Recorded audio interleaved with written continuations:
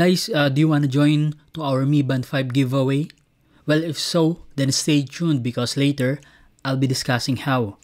What's up guys, Dian here from Lintech Studio and I'll be unboxing this Mi Band 5 from Xiaomi. I bought this for 2,100 pesos or 42 US dollars, which is pretty much high than its SRP, and that's because Mi Band 5 is not yet officially released here in the Philippines. And for the SRP, for the non-NFC variant, it must be around 27 US dollars and 32 US dollars for the NFC variant.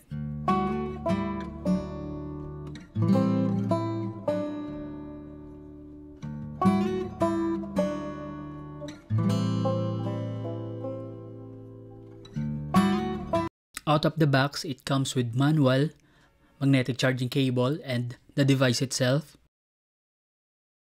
And for the specs, it has 1.1 AMOLED display, which is a little bit bigger than its predecessor. For the built-in battery, it has 125 mAh. For the OS compatibility, for Android, you must have at least Android 5.0 or Lollipop, and the iOS 10 for iPhones.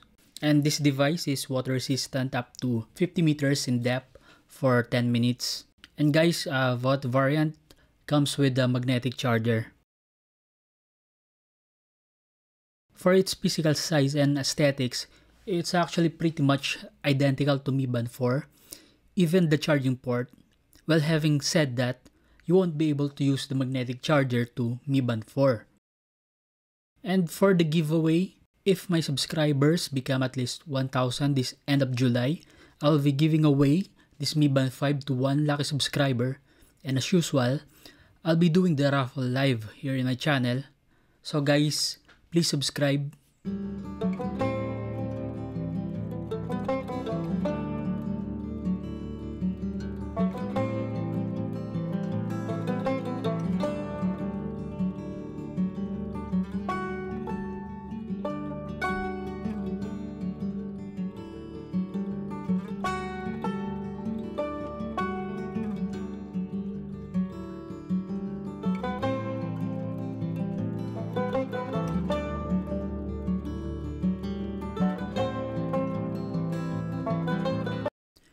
Out of the box, the language is Chinese, but you can easily change it on its companion app.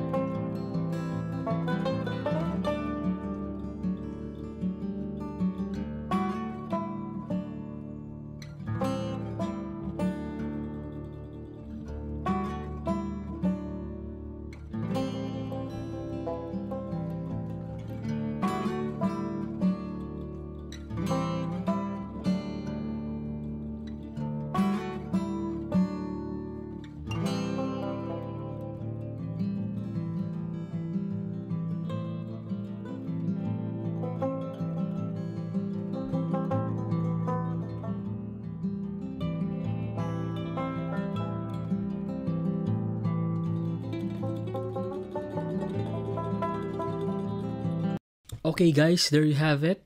If you want to see the review and comparison between Mi Band 4 and Mi Band 5, please do subscribe and like this video because that makes me encouraged to upload more.